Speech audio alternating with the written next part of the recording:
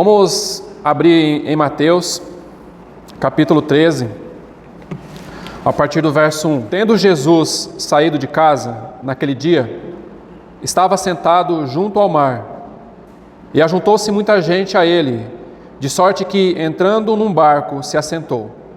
E toda a multidão estava em pé na praia. E falou-lhe de muitas coisas por parábolas, dizendo: Eis que o semeador saiu a semear. E quando semeava, uma parte da semente caiu junto ao caminho, e vieram as aves e comeram-na. E outra parte caiu em pedregais, onde não havia terra bastante, e logo nasceu, porque não tinha terra funda. Mas, vindo o sol, queimou-se e secou-se, porque não tinha raiz. E outra caiu entre espinhos, e os espinhos cresceram e a sufocaram. E outra caiu em boa terra e deu fruto, um a 100, outro a 60 e outro a 30. Quem tem ouvidos para ouvir, ouça. E acercando-se dele os discípulos, disseram-lhe: Por que lhe falas por parábolas? Ele respondendo disse-lhes: Porque a vós é dado conhecer os mistérios do reino dos céus, mas a eles não lhes é dado.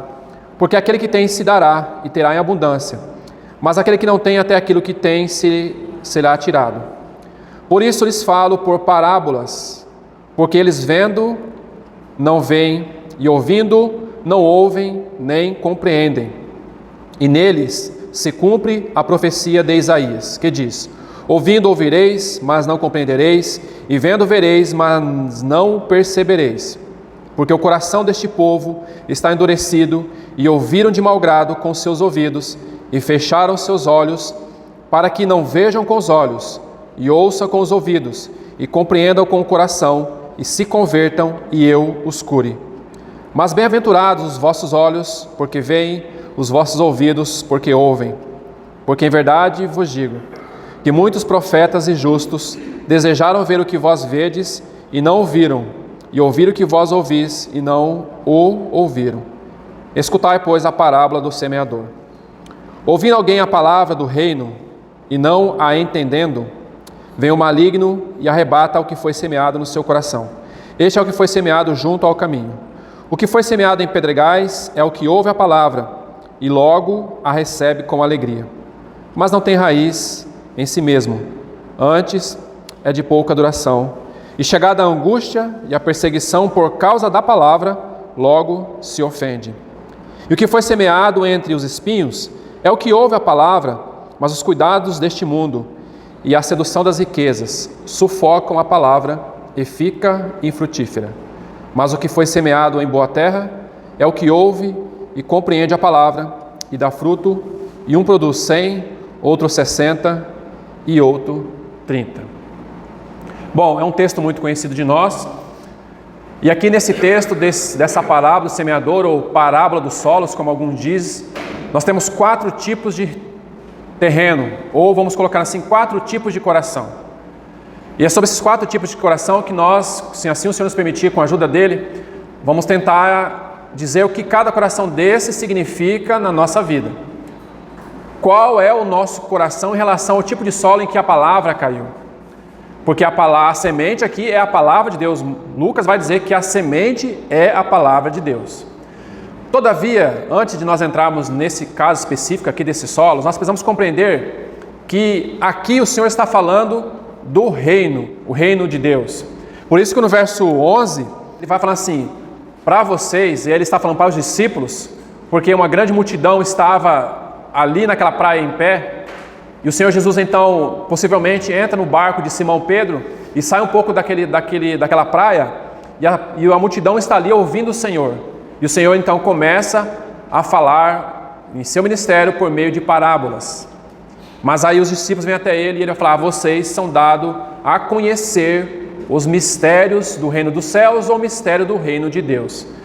Por isso que Paulo vai falar, Paulo é um dos que mais usa essa palavra mistério. Ele vai falar: grande esse mistério, mas eu me refiro a Cristo e a sua igreja, né?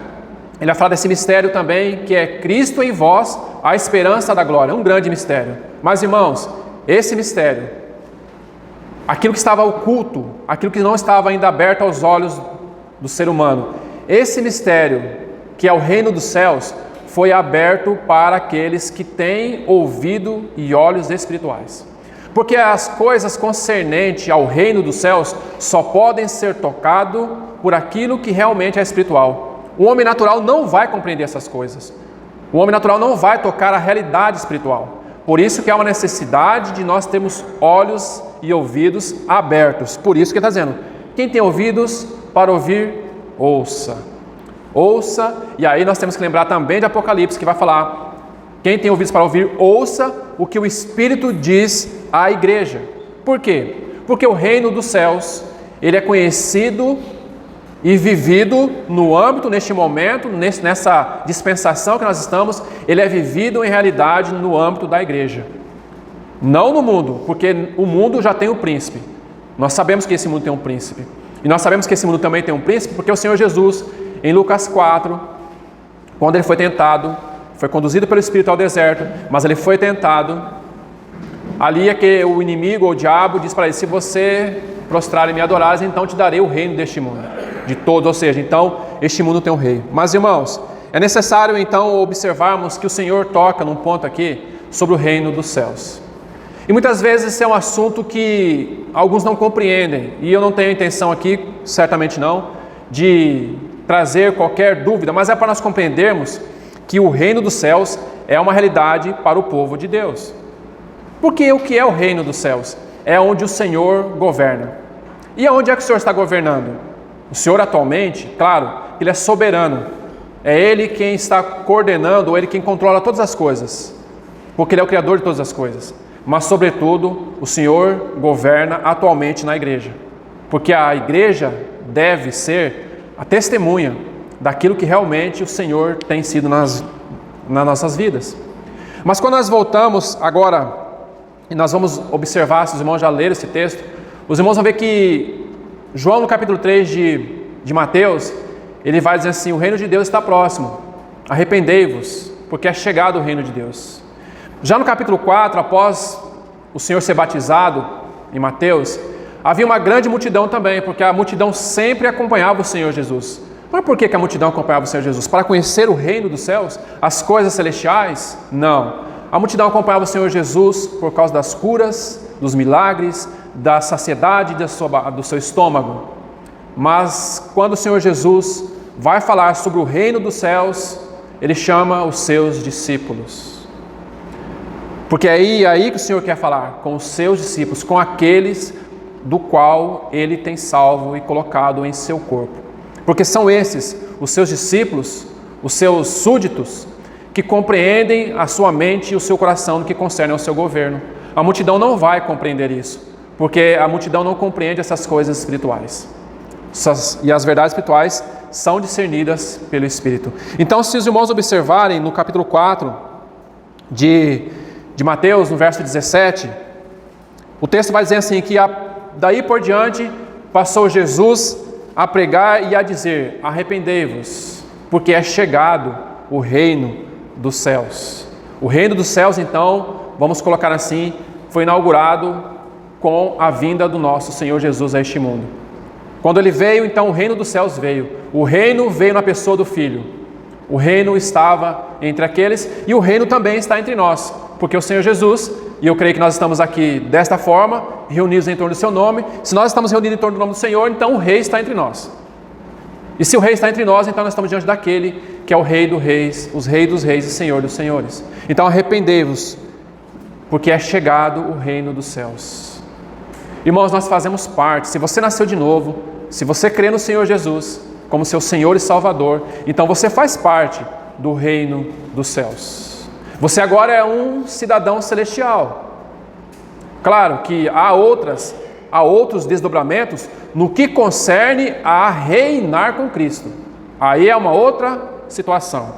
Porque o Senhor vai falar nos evangelhos, ou no evangelho principalmente de Lucas, que desde João até agora o reino dos céus é tomado por esforço. E aqueles que se esforçam, eles entram. Está falando de salvação? Não está falando de salvação, está falando de reino. Então, da mesma forma que somos chamados a estar no reino dos céus, ou seja, Ele nos transportou do império das trevas e nos levou para o reino do Filho do seu amor. Isso é uma grande verdade. Aqueles que nasceram de novo, conforme falou para Nicodemos, esses que nasceram viram, e esses que nasceram do Espírito vão entrar. Isso é uma grande verdade. Novo nascimento. Necessário vos é nascer de novo. Essa é uma verdade do reino dos céus. Mas há uma outra verdade aqui. Há uma outra verdade no que concerne a reinar, que não é o assunto aqui, mas é bom nós compreendermos que reinar, que estar no reino, não significa reinar com Cristo. Por quê? Nós vamos ver através dos textos aqui, principalmente desses 4 solos, que não basta dizer assim, eu sou um cristão, eu sou salvo, então eu vou viver a minha vida. Será que é assim realmente, irmãos? Será que foi isso que o Senhor Jesus nos ensinou com a sua vida quando Ele esteve aqui? Não. Ele não assim nos ensinou. Ele nos ensinou que Ele era obediente ao Pai em todas as coisas. Que Ele desceu do céu para fazer a vontade do Pai.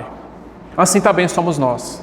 Que nós estamos aqui colocados na posição de reino, porque é o que o livro de Apocalipse vai dizer, que reino ou rei e sacerdotes fomos colocados. Essa é uma posição nossa que temos em Cristo Jesus. Mas agora, como que nós estamos vivendo como nessa posição? Será que nós realmente temos sido embaixadores do reino do Senhor Jesus? Será que quando cantamos aquela canção, somos embaixadores do seu reino, será que é uma verdade na nossa vida? Que somos realmente, Paulo fala isso aos Coríntios, na sua segunda carta, no capítulo 5, que nós somos embaixadores. E o que é ser embaixador? Ser embaixador é você representar um rei, representar um governo. Irmãos, a igreja, ela representa o governo de Cristo nessa terra. Será que nós temos tido noção disso? De que nós representamos o Senhor Jesus? Nós não representamos uma placa, nós não representamos uma religião, nós não representamos uma pessoa desta terra, mas nós representamos o Rei dos Reis, Senhor dos Senhores. Será que a igreja tem realmente vivido nessa perspectiva de que ela realmente foi chamada para ser um embaixador de Cristo nessa terra? Ou a igreja está vivendo misturada com este mundo, achando que tem que concorrer com este mundo e levantar uma bandeira disso, daquilo, de pautas que não tem nada a ver com o nosso Rei Jesus? Porque nós somos chamados para sermos embaixadores do ministério da reconciliação. Então aqui está o Senhor dizendo assim, a partir de agora, daí por diante, o Senhor Jesus começa ou inicia o seu ministério, arrependei-vos. Ou seja, o tempo, o momento oportuno tinha chegado. O reino dos céus tinha chegado. Ou seja, chegou e continua. Porque agora, o que nós estamos aguardando? Nós estamos aguardando que aquele que veio em carne, se encarnou na verdade, aquele que veio trazer o reino dos céus para a terra, agora ele vai voltar. Para quê, irmãos? Para realmente, após colocar todos os inimigos debaixo de seus pés, e que aí depois que todas as coisas estiverem a ele sujeitas, exceto aquele que sujeitou a ele todas as coisas, ele entregará o seu reino ao nosso Deus e Pai. Para quê? Para que Deus, 1 Coríntios 15 vai dizer, para que Deus seja tudo em todos. E então virá o fim. Então virá o fim. E é nesse contexto que nós estamos, no contexto de sermos embaixadores do reino de Deus. É nesse contexto que o Senhor tem nos chamado o seu povo, amados irmãos. Porque o reino de Deus, ou o reino dos céus, é um reino presente e está aqui. O reino de Deus está dentro de vós. O Senhor Jesus disse isso, Ele está dentro de vós. Então Ele está habitando em nós o reino, porque nós vivemos na realidade espiritual do reino dos céus. Por isso que nós temos que sempre pensar assim, pensai nas coisas do alto. Buscai as coisas do alto. É lá que nós temos que realmente ter a nossa mente. É aí que nós devemos, a partir dessa verdade de que nós somos um povo que vive na esfera do reino dos céus, pautar a nossa vida a partir daqui. O que estiver de acordo com o reino dos céus, é que a nossa vida vai ser toda regida. Porque senão, irmãos, não adianta. É igual numa casa. Não adianta nós estarmos na família, mas nós não temos o sentimento de pertencimento daquela família. Ser um estranho. É um filho que vive na família, mas ele não tem compromisso com a família. Ele não tem compromisso com aqueles que estão dentro da sua família. Com seus pais, com seus irmãos. Não tem compromisso. Fala, não, eu vou viver a minha vida. Vamos dizer assim, né? A vida é minha, então eu vou viver do meu jeito. Eu já tenho capacidade. Mas Não é isso que o Senhor nos chama. Nós precisamos entender e termos esse senso, ou essa sensibilidade de pertencimento ao reino dos céus. Porque é isso que o Senhor está nos colocando. O reino de Deus está dentro de vós. E Ele já está nessa verdade, irmãos. É por isso que Ele chama para arrependei-vos. E o que é arrependei-vos? Arrependei-vos aqui significa metanoia. Significa mudança de mente. Faça a meia volta. Mude a sua mente. Porque agora você é um embaixador. Não é uma mudança superficial. Não é. Mas é uma mudança radical na vida, nas atitudes, nos conceitos, nos pensamentos. Se eu vivo com a vida na perspectiva do reino dos céus, toda a minha vida muda. Tudo aquilo que eu vou fazer muda porque eu vou fazer baseado no conceito do reino. Não que nós não vamos errar, irmãos, não é isso. Não que nós não vamos pecar, não é isso. Mas o conceito é que, ainda que eu erre, ainda que eu possa pecar, não pecar deliberadamente, não viver em pecado, não é isso que eu estou falando, mas ainda que essas coisas ainda ocorram em nós, mesmo que nós sejamos do reino, nós vamos saber que tudo isso foi tomado baseado no princípio de que nós somos um povo celestial. Então aí é mudar a vida, irmãos, porque é isso que o Senhor chama para viver.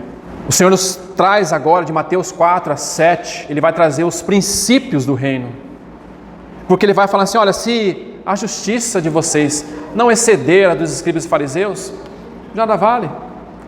Tem que exceder, irmãos. A nossa justiça tem que exceder a dos escribas e fariseus. Fazer o que nós temos que fazer por causa que nós somos cidadãos do reino. Então o capítulo 13, aqui de Mateus, vai nos falar do mistério do reino. 7 parábolas nos dizendo o que é o reino dos céus, esse mistério. No capítulo 24 e 25 de Mateus, vai nos mostrar a manifestação pública desse reino. E nós vamos ter ali 4 parábolas. A parábola da figueira, a parábola do talento, a parábola do servo mau e a parábola das 10 virgens. Mostrando a revelação do reino, e aí vai nos mostrar que tanto na parábola do reino, na parábola do talento e na parábola das 10 virgens, que há sim algo a ser conquistado para reinar com Cristo. E as 10 virgens vai nos mostrar que 5 não participaram e 5 participaram. Por quê? Virgens representa sim o povo salvo. Fala de santidade. Então se é virgem, então é salva. Mas 5 não participaram, ou melhor, 5 não reinaram com aquele seu noivo, não participaram das bodas, e 5 participaram. Mas por que aquelas outras 5 não participaram? Porque elas viveram uma vida relaxadamente. Elas não viveram uma vida na perspectiva do qual elas foram chamadas. Será que nós estamos vivendo? Qual a perspectiva que nós estamos vivendo? Nós estamos vivendo realmente com a mente no Senhor, querendo viver essa vida de filhos e de participantes desse reino? Ou nós somos como aquelas virgens que ainda que tinham as lamparinas, mas estavam vazias? Muitos cristãos, nesse tempo que estamos vivendo agora, têm sido vazios.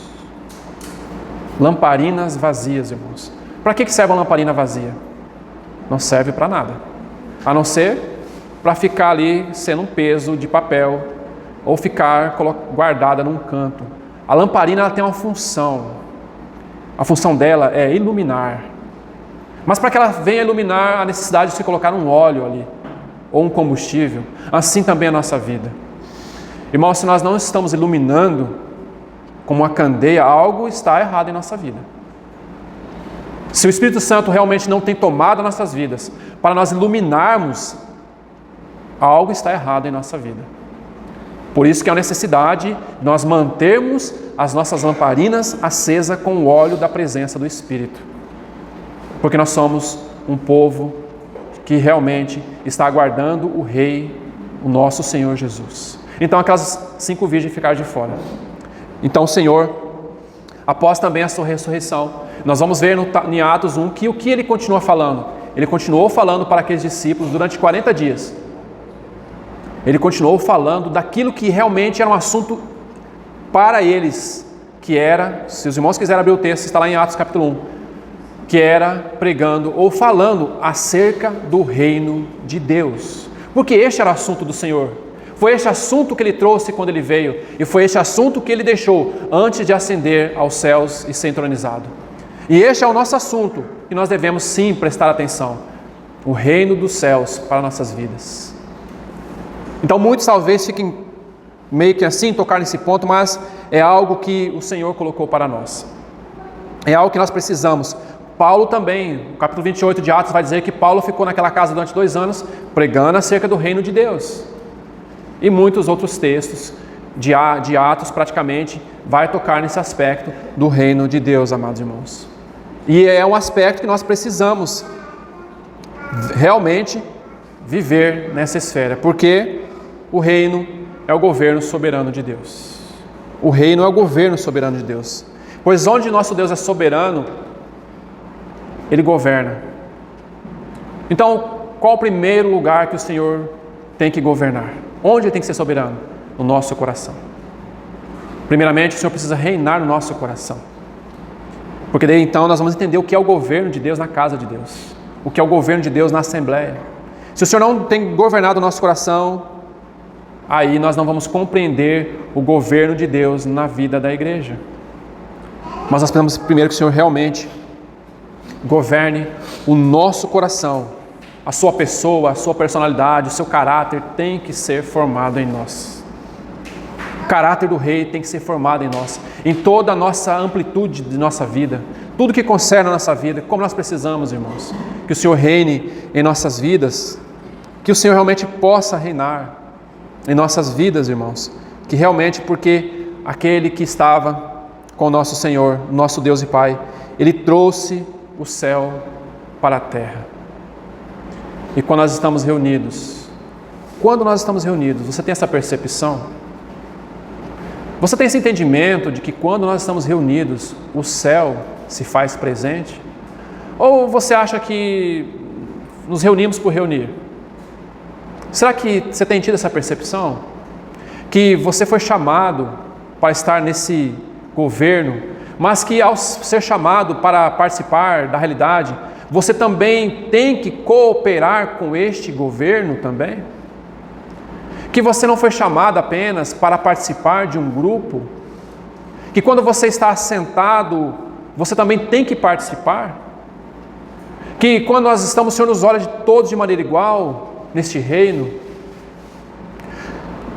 Olha para a sua Bíblia, em Mateus 4:23, e veja quem eram as pessoas que o nosso Senhor estava, vamos colocar assim, chamando para o seu reino. Então ele vai dizer: percorria Jesus toda a Galiléia, ensinando nas suas sinagogas e pregando o evangelho do reino, e curando todas as enfermidades e moléstias entre o povo. E a sua fama correu por toda a Síria, e traziam-lhe todos os que padeciam, oprimidos por várias enfermidades e tormentos, os endemoniados, os lunáticos, os paralíticos, e ele os curava. E seguia uma grande multidão da Galiléia, Decápolis, Jerusalém, Judeia e da além do Jordão. São essas pessoas que o Senhor estava ali falando, pregando o evangelho do reino. Por que ele não estava lá no templo, junto aos grandes? Não, ele estava aqui, para essas pessoas, porque ele queria mostrar algo muito maior do que eles estavam passando. Muitos focam aqui essa questão da cura, da opressão, mas a questão não é essa aqui. Isso aqui é algo secundário.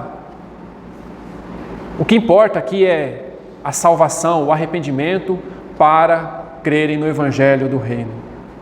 Porque é isso que o Senhor veio fazer, primeiramente. Em segundo aspecto, Ele veio curar, Ele veio libertar os cativos e oprimidos, tirar das trevas. Mas o primeiro aspecto, sobretudo, é pregar o evangelho do reino. Esse evangelho que chegou para mim e que chegou para você, querido irmão. E fomos colocados agora nessa posição. Então, quando nós estamos reunidos em nome do Senhor, não é o meu nome que tem que prevalecer. Não é o meu nome. Não é o que eu penso, não é o que eu acho, não é o que eu quero. Não é como as coisas devem ser, mas é como o rei estabeleceu, eu tenho que seguir. É assim. Então nós temos tido essa noção de que os céus realmente desce entre nós, na pessoa do Filho, quando nós estamos reunidos? Vamos para Apocalipse, capítulo 5. Olha o verso 10 de Apocalipse. Olha o que diz o texto. O capítulo 4 vai nos mostrar que João foi chamado pelo anjo, naquela porta aberta, ele falou: sobe para aqui, e vou te mostrar as coisas que depois desta deve acontecer. Então ele foi arrebatado em espírito, e quando ele viu um trono que estava posto no céu, e tinha alguém assentado sobre esse trono. Ou seja, ele viu o esplendor da glória do Filho de Deus, aquele Cordeiro, o Senhor. Ele viu um trono, amado irmão. Irmão, nós temos tido noção, realmente, de que quando a igreja está reunida em torno do nome do Senhor, os céus se abrem para nós. Os céus se abrem para a presença imediata de Deus. Sabe que nós temos no nosso coração que aquele que venceu todas as coisas está no trono? E o capítulo 4 de Apocalipse, e também o capítulo 5, vai dizer dos 24 anciãos, dos 4 seres viventes, da multidões, e cada um deles tem um cântico para aquele que está sentado no trono. Porque é esse trono que nós vamos ver na manifestação da glória do Filho de Deus. Assim como Estevão viu: eu vejo o Filho do Homem à direita de Deus. Que visão maravilhosa foi essa? Você sabia que você tem livre acesso ao trono da graça? E que esse caminho foi aberto para que você pudesse entrar e permanecer contemplando a beleza e a formosura daquele que está assentado no trono. Por isso, irmãos, que a igreja é o céu na terra. Se nós realmente compreendêssemos isso, quantas coisas seriam evitadas no meio do corpo de Cristo? Quantas coisas seriam realmente disseminadas de forma inadequada? Porque onde o rei está, o reino está. Onde ele é soberano, onde ele governa, então ali ele está. Então João está vendo agora aqui essa imagem do trono. Mas olha o verso 10 do capítulo 5. Depois que esse Cordeiro bendito toma o livro, os 4 animais e os 24 anciãos prostram-se diante do Cordeiro. E depois então desse novo cântico, que ele fala que ele é digno de tomar o livro e abrir os selos, porque foste morto com teu sangue nos compraste para Deus de toda tribo, língua, povo e nação. E olha o verso 10. E para o nosso Deus nos fizestes reis e sacerdotes, e reinaremos sobre a terra. Por causa do sacrifício do Cordeiro, o Cordeiro que está no trono, por causa do sacrifício dele, por causa que ele abriu o livro, então o que ele fez conosco? Ele nos fez reis e sacerdote para o nosso Deus. Onde, neste mundo, alguém seria feito rei se não fosse através de nascimento numa família real? Irmão, você foi chamado para ser um com o Senhor em seu reino. Você foi chamado para isso. Será que isso não nos constrange o nosso coração? Será que isso não nos faz viver uma perspectiva daquilo que nós somos na eternidade, no coração de Deus? Por que nós vivemos vidas tão amarradas aqui neste mundo? Por que nós queremos viver vidas tão presas aqui neste mundo? Vivendo as coisas deste mundo, amando este mundo, querendo este mundo, se nós somos chamados para pertencermos àquele que reina pelos séculos dos séculos. A nossa vida deveria ser uma vida diferente, irmãos. A nossa vida seria uma vida de triunfar em Cristo Jesus. Não esse triunfalismo barato que muitos pregam aí, não é esse triunfalismo não, para viver o melhor dessa terra, não é desse triunfalismo que eu estou falando. Eu estou falando de triunfar com Cristo. Triunfar com Cristo. Ainda que estejamos sem pés, sem braços, faltando um olho, mas nós saberemos que nós estaremos para sempre com o Senhor. Será que isso não nos constrange? Será que isso não muda a nossa vida? Será que nós lemos um texto como esse, que Ele nos fez para o nosso Deus, reis e sacerdotes? Será que nossa vida não muda? Será que isso não chama atenção? O que mais precisa ser feito então? Aquele que desceu do céu, se encarnou, morreu por nós na cruz, nos salvou, o que Ele fez conosco agora? Nos tornou para o nosso Deus reis, e reinaremos com Ele para todo sempre. Nós precisamos mudar muitas vezes a perspectiva da nossa vida cristã. Pararmos de olhar para este mundo, viver neste mundo, e olharmos para a perspectiva daquilo que nós somos em Cristo Jesus. Como a nossa vida iria mudar se nós vivemos nessa expectativa? Não é que nós não teríamos problemas. Não, porque Paulo vai falar em Atos que para entrar no reino de Deus importa passarmos por muitas tribulações. Mas sabe o que vai ter no final de tudo isso? Uma coroa de justiça estará reservada. Se os irmãos lerem a carta para a igreja de Laodiceia, a igreja que deixou o rei fora, a porta, fora da porta, lá fora, os irmãos vão ver que lá no final, ele vai falar assim, que ao vencedor, esse vencedor vai reinar com ele. Uma igreja que deixou o seu Senhor fora. Uma igreja que disse, eu não preciso, eu estou rico, eu estou abastado, eu não necessito de coisa alguma. Essa é a igreja de Laodiceia. Mas o que esse rei fala? Eu disciplino e corrijo a todos quanto amo. Por quê? Porque ao vencedor, ele reinará comigo. Como que pode isso? Como que uma igreja que está excluindo o Senhor, ele vai dizer assim, não, aquele que vencer vai reinar comigo? Porque é uma questão realmente de posição em Cristo Jesus. É a posição que nós temos em Cristo Jesus, irmãos. Essa é a posição que você foi colocado. Agora, como que você e eu estamos vivendo nessa posição? Como nós estamos vivendo? Qual é realmente a nossa perspectiva? Para onde nossos olhos estão focados? Para onde nossos corações estão voltados? Porque aonde estiver o teu tesouro, aí também estará o teu coração. Porque é uma questão de coração.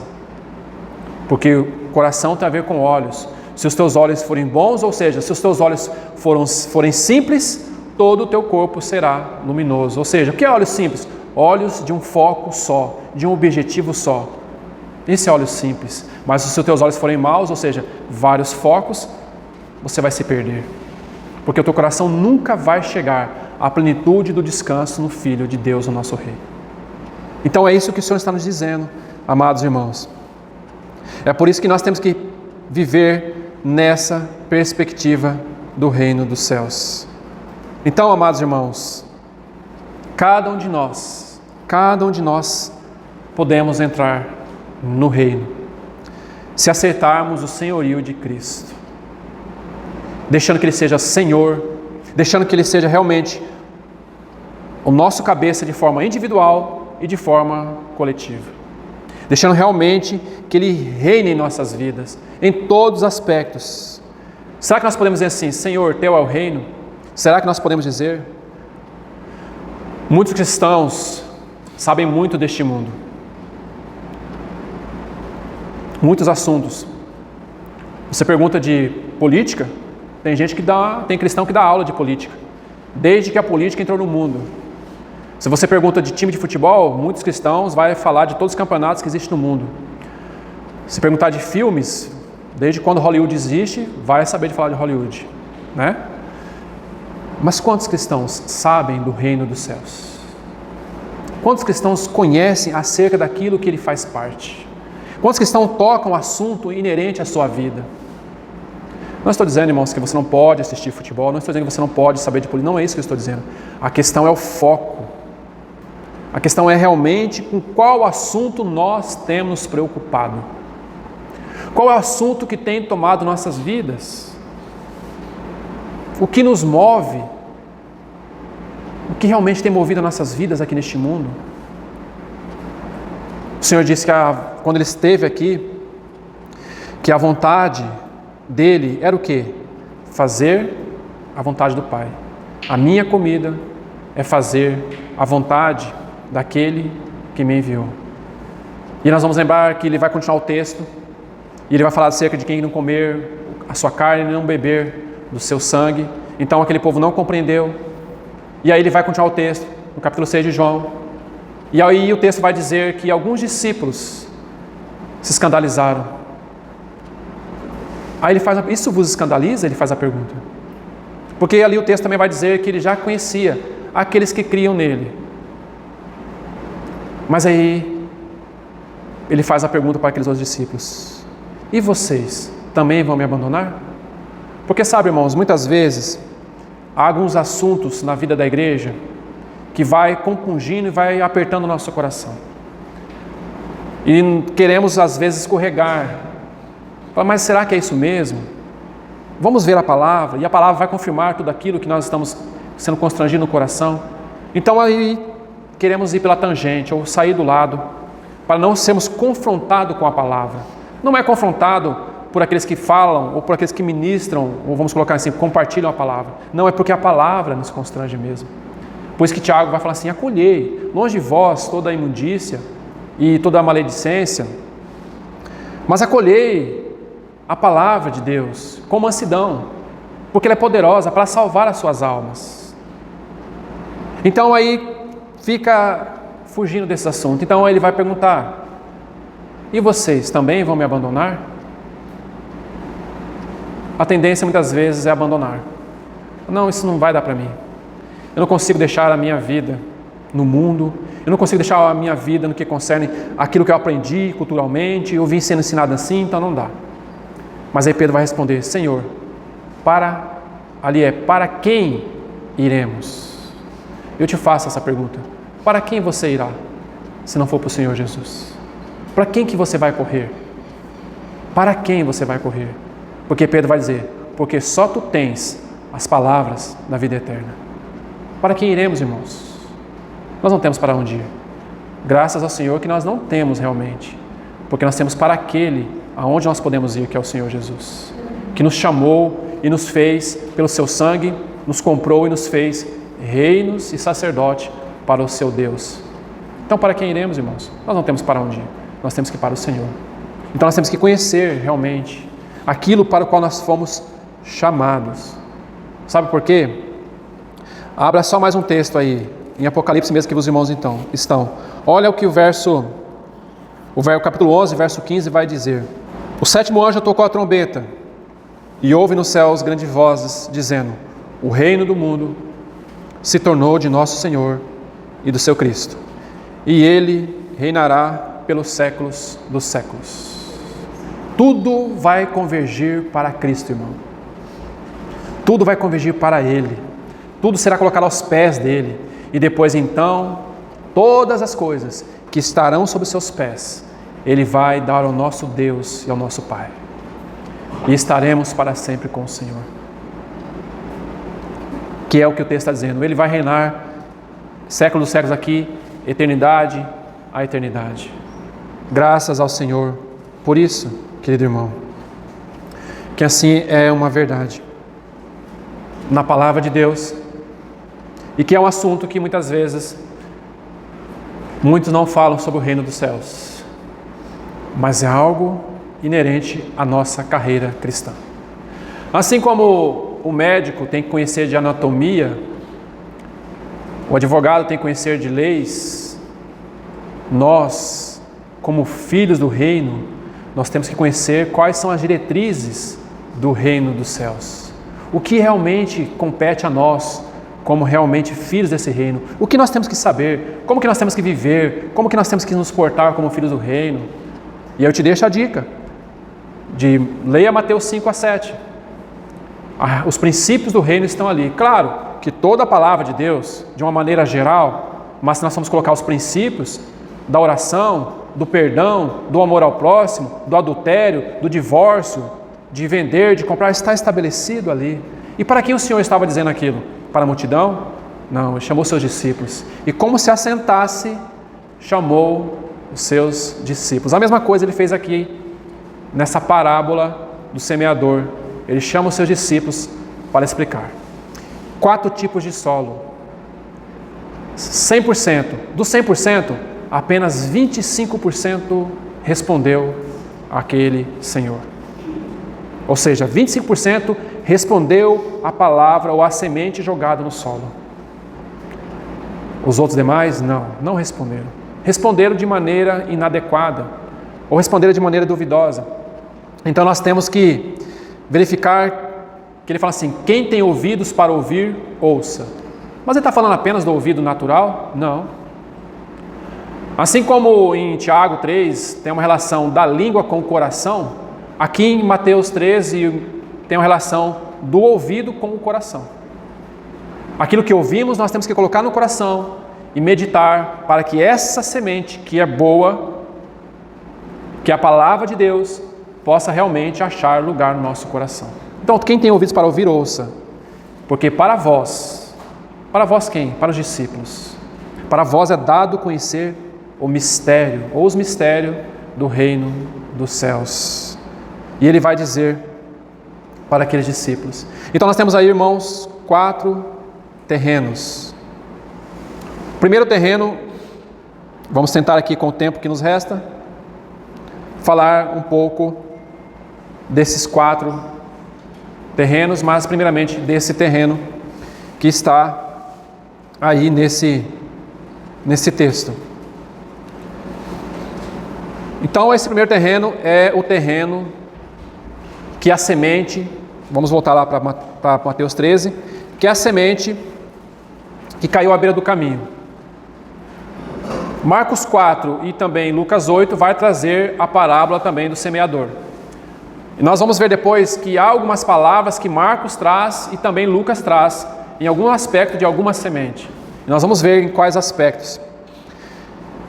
Então aí está a semente que caiu à beira do caminho.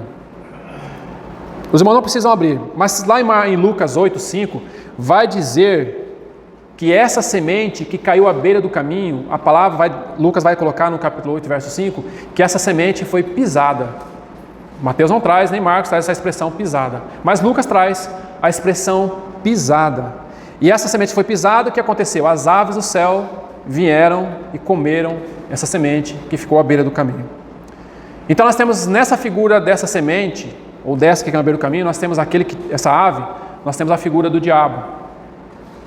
Também o texto vai explicar, nós vamos já ler, que o diabo vem e arrebata ou tira a semente que foi semeada à beira do caminho. Mas por que, então, Lucas traz a palavra pisada? Por quê? Porque, irmãos, significa que várias pessoas passam por nossas vidas. E muitas pessoas vêm com assuntos que, se nós não tivermos firmados na palavra de Deus, nós podemos ser confundidos. Então você tem as filosofias, você tem os cientistas e tem tantas outras pessoas que podem trazer certos assuntos na sua caminhada que vai te colocar em dúvida. Pessoas que vão dizer algumas coisas, questões que você não vai conseguir responder ou não vai conseguir se firmar se você não tiver firmado na palavra de Deus. Por isso que Salmos vai dizer: para sempre está estabelecida nos céus a tua palavra. Lâmpada para os meus pés e luz para o meu caminho é a tua palavra. Por isso é uma necessidade, irmão, de você realmente acolher, ou também que a palavra habite ricamente no seu coração, ou no meu coração. Porque senão, realmente, essas pessoas que podem ser utilizadas pelo inimigo, eles vão nos tirar do caminho. Vão ser como essas aves que vêm e pegam essa semente e levam. Então, muitas vezes, muitos cristãos deixam de ouvir a palavra, deixam de ter contato com a palavra e vão ouvir, por exemplo, os seus pastores. E vão ouvir os seus mestres. Não que não possa ouvir, mas cuidado com o que você está ouvindo. Cuidado com o que estão falando. Faça como aqueles irmãos de Bereia. E olha que quem foi lá falar para eles foi Paulo, conforme está registrado em Atos capítulo 17. Os bereanos conferiam ou examinavam tudo na palavra. Então não é porque tem um nome de cristão, porque tem um nome de irmão. João, em nenhuma das suas cartas, vai dizer que Diótrefes não deixava Ou Diótrefes queria exercer a primazia. Então não é porque tem o nome de cristão, não é porque tem o nome de irmão, que tem que realmente seguir a risca. Se não há um testemunho de vida, se não há uma verdade ali por trás daquela vida, então tem que ter muito cuidado com o que você ouve, com o que você lê, porque muitas vezes pode ser conduzido para um caminho inadequado. Então ele está dizendo acerca disso aí. E aí ele vai explicar no verso 19 do capítulo 3 de Mateus: ouvindo alguém a palavra do reino. Então essa pessoa, ela ouviu a palavra, ela ouviu, ela não deixou de ouvir, ela ouviu a palavra do reino e não a entendendo. Mateus coloca esse termo, não a entendendo. O que significa? Deixa margem para a argumentação. Não entendendo. Então vem lá, argumenta, e muitas vezes, irmãos, essa teologia liberal, essa teologia do pastor coach, essa teologia que está se apresentando aí, muitos estão seguindo, ela é perniciosa. Irmão, se durante a reunião, vamos colocar assim, entre aspas, com muito cuidado, da igreja, não tem espaço para a palavra, então algo está errado. Algo não está certo ali. Se a palavra de Deus, a exposição da palavra de Deus não ocupa um lugar na Assembleia, algo está errado. Porque nós somos chamados para pregar a palavra de Deus. Não para pregar performance, não para pregar métodos, não para pregar assuntos de autoajuda, assuntos de tantos outros aspectos, mas sobretudo nós somos chamados para pregar a palavra de Deus. É isso. Porque a palavra de Deus, ela é a que vai nos corrigir, é a palavra de Deus que vai nos exortar, é a palavra de Deus que vai nos ademoestar, é a palavra de Deus que vai nos consolar. Então, se numa reunião há muito mais espaço para a música, para isso, para aquilo, mas não há espaço para a palavra, irmãos, dá no pé, sai correndo. Se você vê que a pessoa está falando tudo, menos a palavra, nem ouça, porque o inimigo vai usar para começar a colocar dúvida na sua mente. E ao colocar só o que ele quer, colocar uma dúvida na sua mente. Mas eu quero dizer para você, irmão, que quando o Senhor Jesus, ele ascendeu aos céus, foi entronizado, ele derramou o seu Espírito em Pentecostes. E sabe o que significa?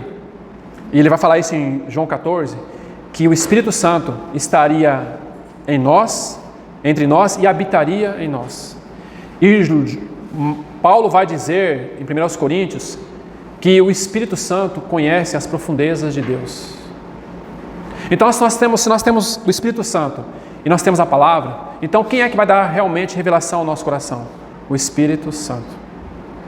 Ele vai descortinar para nós a palavra de Deus. Mas se numa reunião não tem palavra, aconselho que você nem permaneça onde você está. Porque é uma verdade. E o que aconteceu? Qual o risco disso? Pode acontecer o que aconteceu com o povo no deserto. Hebreus 4 vai dizer, os irmãos não precisam abrir lá, o verso 2 vai dizer assim: porque a nós também, foram pregadas as boas novas, como a eles. Mas a palavra da pregação nada lhes aproveitou. Por que não aproveitou?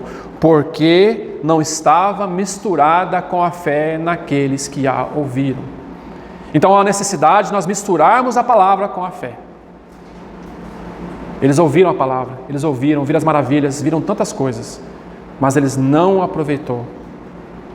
Então, irmãos, não é uma questão de ouvir com ouvidos naturais, é uma questão de ouvir com o ouvido do coração, para que essa palavra caia no nosso coração e nós possamos misturar com a fé. Porque o que realmente, irmãos, nós temos que fazer é misturar, ou seja, aquilo que a palavra fala para nós temos que realmente crer no nosso coração. Ou seja, é uma exigência. Nós não temos opções, nós não temos opção. Não temos, irmãos. Deixando margem para a argumentação. Se está na palavra, Não há argumentação. Há interpretação, mas argumentação não. Há algumas interpretações equivocadas, isso nós não temos que realmente tomar cuidado, mas argumentação não. Então, esta é a palavra que foi jogada ou caída entre o solo à beira do caminho, irmãos.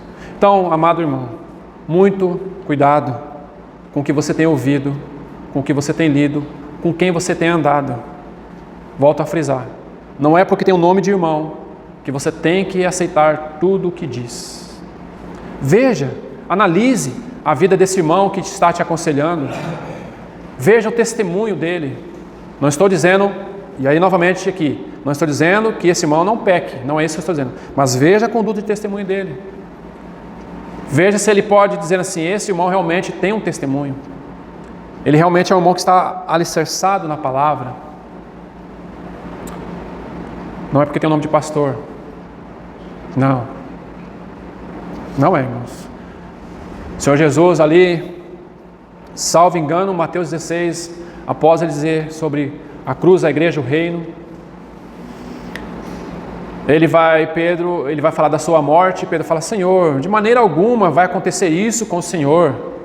Olha que interessante isso, né? Senhor, o Senhor acabou de falar de 4 aspectos, acerca de todas as coisas, do reino, da igreja, da cruz. Não, Senhor, o Senhor não vai acontecer isso com o Senhor. Falou assim, arreda para trás de mim, Satanás. Pô, mas como que o Senhor fala isso? Porque é assim mesmo. O inimigo, ele espera uma pequena brecha para lançar uma dúvida no seu coração. Mas se você estiver firmado na palavra de Deus, se você não for um cristão apenas de banco, me permita aí e me perdoe a expressão, cristão de banco, que só recebe quando vem às reuniões, você está correndo um sério risco. Um sério risco. Porque a sua fé, para aumentar ou para qualificar a sua fé, para, vamos dizer assim, ficar forte na fé, necessita de uma vida de devoção ao Senhor, de entrega à palavra, à oração, à comunhão, vida de devoção. Mas se você tem sido cristão apenas de reunião de domingo, você está fadado a ser esse campo que o inimigo vai lançar e vai pegar aquilo que está sendo lançada, porque essa semente aqui foi aquele que ouviu, mas ele não compreendeu, ou seja, deixou base para a argumentação.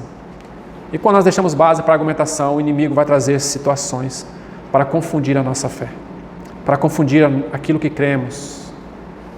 Então, irmão, que nesse primeiro momento o Senhor possa realmente achar nos nossos corações, um coração que Ele possa colher algo de nós. Nós precisamos muito, irmãos, de termos nesses dias uma fé forte, ou dizemos assim, uma fé fortalecida. E como nós fortalecemos a fé? Palavra de Deus. Palavra de Deus.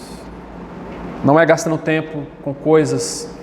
E nós vamos ver nas outras sementes, nas outras 3 sementes, talvez 2, nós vamos ver como que o mundo, como que a carne realmente são perigosas para a frutificação. A carne e o mundo. 2 sementes nós vamos tentar ver juntos no próximo período que teremos. Que o Senhor nos ajude nesse momento. Vamos orar ao Senhor. Bendito seja o Teu nome, Senhor.